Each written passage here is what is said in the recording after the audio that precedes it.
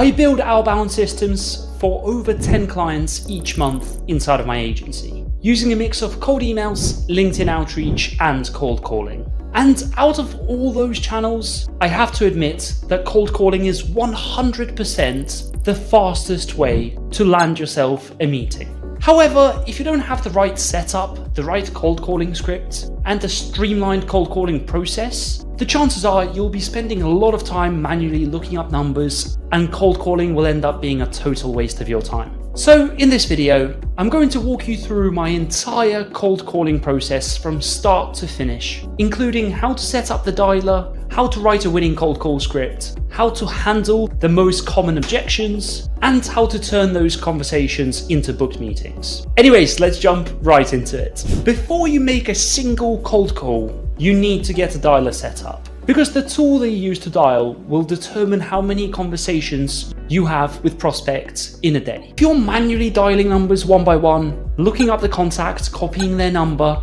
punching it into your phone, waiting for it to ring, only to then be sent to voicemail, you're clearly just wasting a large chunk of your time. Each one of those steps takes about 30 seconds, and when you multiply that across 50 or 100 contacts, that's hours wasted every single day. That's the exact reason that power dialers exist. A power dialer automatically moves through your call list for you, so the moment that one call ends, it automatically rings the next number. And by the way, inside of SmartLead, which is where I recommend that you do all of your outbound, there is a built-in dialer called SmartDialer, and the tool that I use for my clients right now. Now, the reason I use SmartDialer rather than any other standalone dialer out there, it's connected to everything else in the platform. For instance, there is a lead database, you have all my email domains and mailboxes, the email campaigns, all of it lives inside of SmartLead, and the SmartDialer is just like an add-on on top of that. What that means practically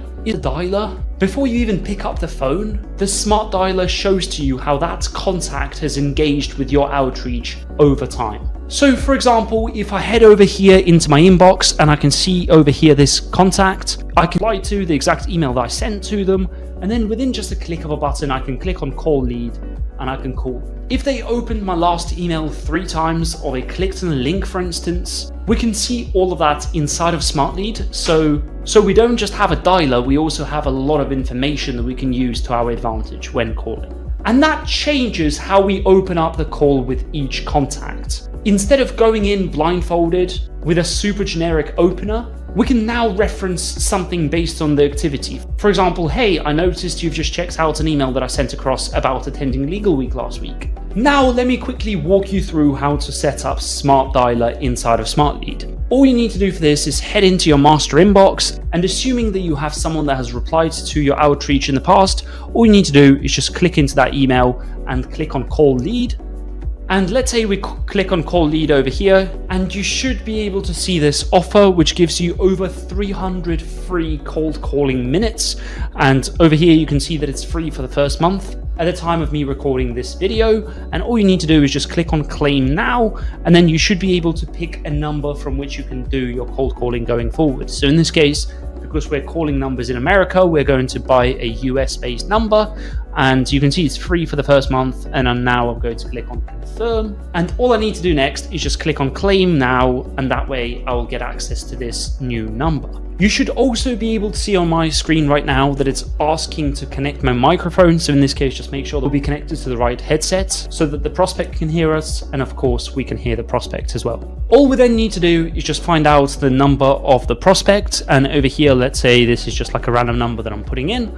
All we then need to do is just click on save number and click on start call in the middle of the screen over here. Once you have set this up and you're making calls, the other thing that SmartDialer handles for you is everything that happens after the call. And this is something that slows people down almost as much as the manual dialing that we talked about earlier. After every single call, you probably need to write a sticky note about how you need to follow up with the prospect. And that can take 2 to 3 minutes per call, not to mention that you probably need to write some notes for every individual cold call that you made, just to remind yourself of the conversation topics. However, SmartDialer automates it all for you. So the AI logs all of the call notes, all the main takeaways, the topics that were discussed. It pushes an update straight into your CRM. and schedules follow-up tasks automatically. So instead of stopping every single time after every cold call to make boring admin notes, you can go straight into the next conversation knowing that SmartDialer has you covered and it's already ringing the next number. And that's exactly how you would go from connecting with 30 people a day all the way through to 70 or 80 people per day. And by the way, if you do want to try out SmartDialer, it will be the top link in the description down below. And at the time of me recording this, there is an offer which enables you to try out SmartDialer completely risk-free for the first 30 days. So go check out, it will be the top link in the description underneath the video. Okay, cool. So let's imagine for a second that your dialer is set up. And now the next thing that you absolutely need before you start calling is the script. And yes, I know most people hear the word script and they think about something super rigid, robotic, and basically someone just pathetic reading words from a piece of paper. But don't get me wrong, a script is basically just a framework that gives you a structure to follow along so you're not fumbling your words and so that you can empathize with a prospect during your call without worrying about what question you could ask next. And by the way, as you can probably see on your screen right now, I'll be giving away my go-to inbound and outbound cold calling script that you can copy and paste into your business. And just so that we're on the same page, the most important part of the cold call script is the opener, so the first line that you say to a contact after they answer the call. And when you do start that call with a prospect, all you need to do is just tell them 3 things: who you are, why you're calling, and provide a reason for why they should stay on the line with you. So for example, we had a contact reply positively to this outreach about a head of marketing opening at this specific company. And if I was to call them back, I would say something like, "Hey Susie, I saw your email reply pop up in my inbox just now about how you're hiring for a VP of marketing, and I thought to give you a call. Curious, is now a good time to chat for a couple of minutes?" And most importantly, we get past that first toughest barrier of any cold call, which is just the opening part. Typically, after the opening line of the call, we enter what people most commonly call active discovery and pain point understand. So in other words, we want to pre-qualify them for our service based on the pain points that they have, based on the headaches that they have in place right now, before then trying to see if it makes sense to book in a call in the diary to chat to them a bit further about it over a Zoom call, for instance. And on top of that, you could also ask disqualifying questions. So for example, in my case, if I'm calling someone who's hired for VP of marketing that you have been hiring for over the last 3 months. And that way, if that open role is still open after 3 months, chances are we can ask for why and we can dig deeper into the pain points that they're facing when it comes to finding the right candidate for that specific job opening. Now, bear in mind that I'll be giving you both outbound and inbound cold call scripts that you can just completely tailor and templatize for your business. And just do me a massive favor and pinky promise that you're going to write the script the way that you actually talk. So don't use really long words like revolutionize, for instance, and just keep it conversational and casual, so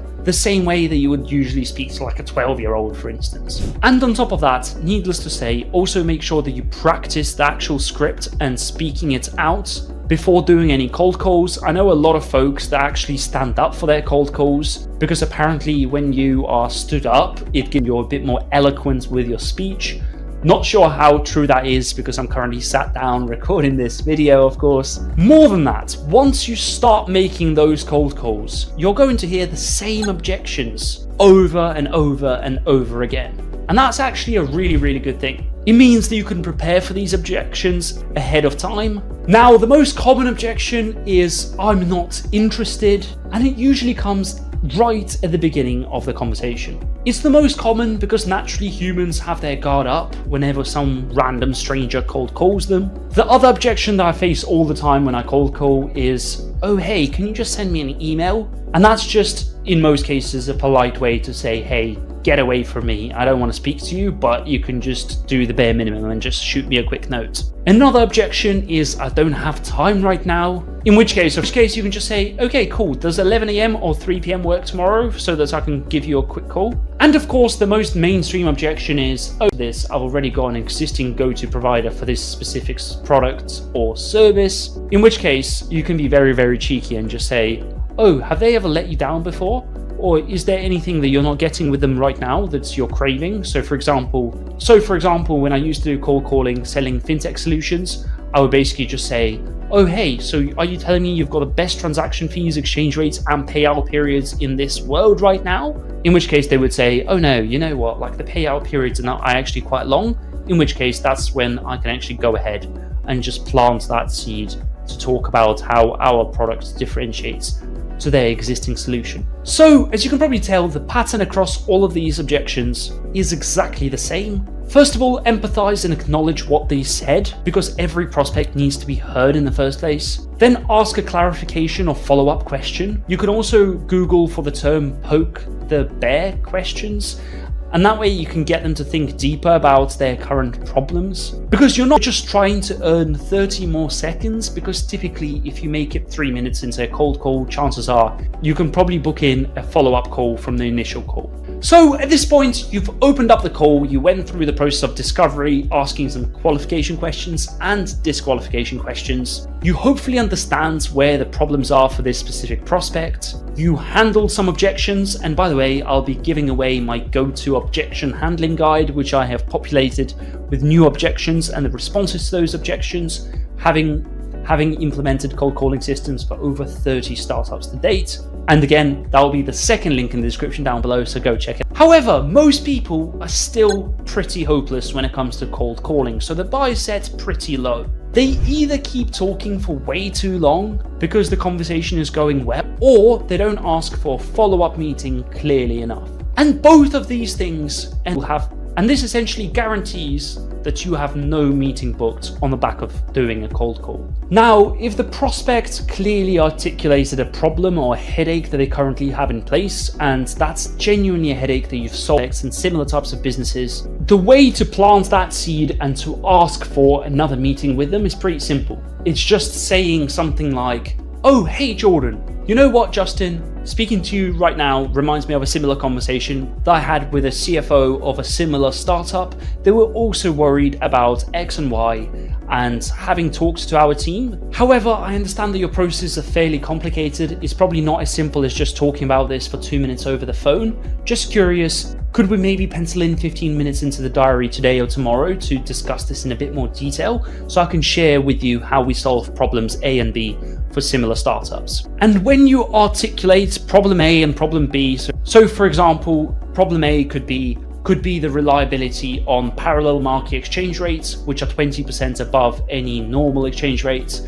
Or for example, the way that you articulate the problem could be something like, oh hey, you know what, CFOs at similar startups are ripping hair out.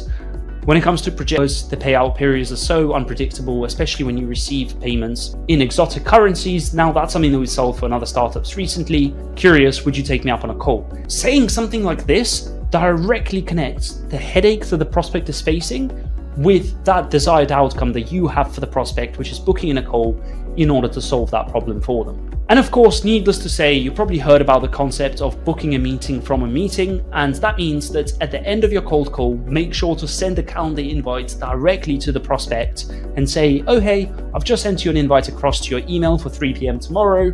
Can you just go ahead and accept it for me so I can see it in my diary as well? And by the way, that could seem a bit pushy.